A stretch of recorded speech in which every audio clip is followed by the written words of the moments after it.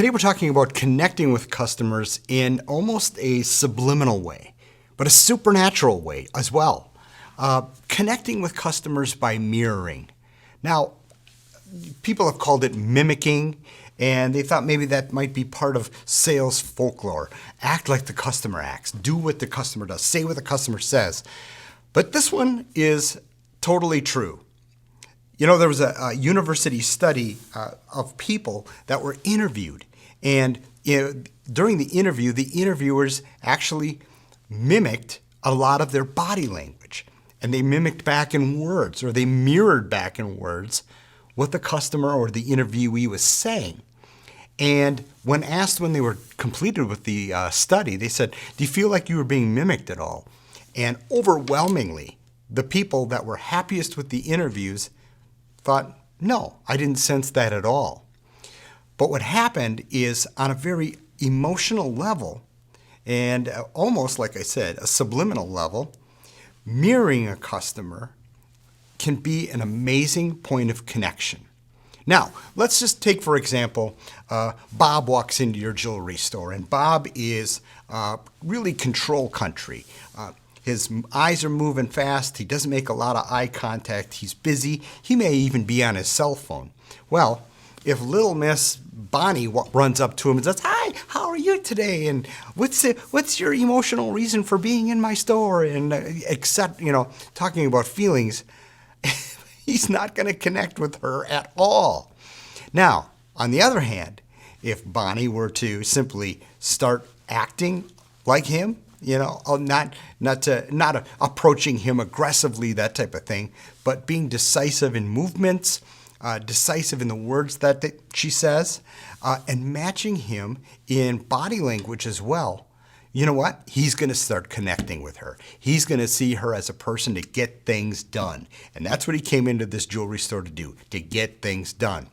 Now, on the other hand, if Jack walks in the store and he's very reserved, he's maybe dressed in kind of a lot of gray or earth tone colors, nothing really bright and out there, and then you get somebody on the other side of the sales counter who may be, well, let's use the words pushy and aggressive, using language like, "What can we get done for you today?" or "What's on your list?" or "How you doing?" and having this really heightened emotional presentation. Well, Jack is not going to connect with that person at all. So what we do is we have two options at this point. We can start mirroring what the customer is and doing and what they're saying, or we can turn it over to someone in our store who probably better matches this person's demeanor and this person's motivations. So how do we do that? Well, we watch their body language, and then we give it a few beats, right? And then we mimic the body language. So let's say, for our example, Jack, who walked in, and he's very reserved. He might be behind the diamond counter, and he might be like this. Well, we don't have to freak out about, "Oh my goodness, he's closed off to me. He's not gonna open up. I'm not gonna sell this thing today."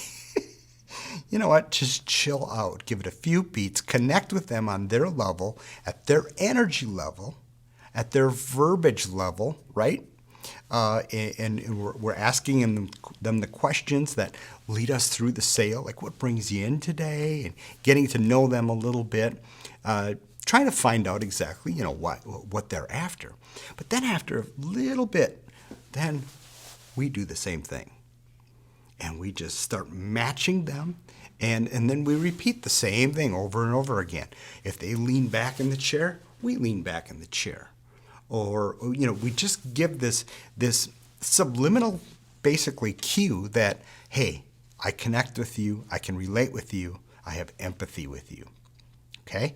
Now, there was a university study in Holland where waiters took people's orders, and they went and got the food, brought it back, and, customers were happy and they gave tips, right? But the waiters that repeated back the orders, word for word, what the customers had ordered, they received 70% higher tips, okay? Now, how do you measure that, or how do you quantify that? How do you figure out what made that happen? Well, They repeated back. They mirrored back what the customer said. And there was a subliminal connection there with this customer, right? And they just felt so good about it that they thought their service was amazing, and they received 70% higher tips. So, if we're not mirroring our customers, if we're not connecting with them on an emotional level, and we're at one level, happy, fun, hey, tell me all about your dog and your kids, and we're trying to connect with Jack down here, who is maybe a CPA, a little bit more reserved, or he's more of an introverted person, we're not going to connect. We're not going to connect. We need to get to their level. We need to mirror them, or we need to turn that sale over. So, just a little bit about mirroring. I thought you'd want to know.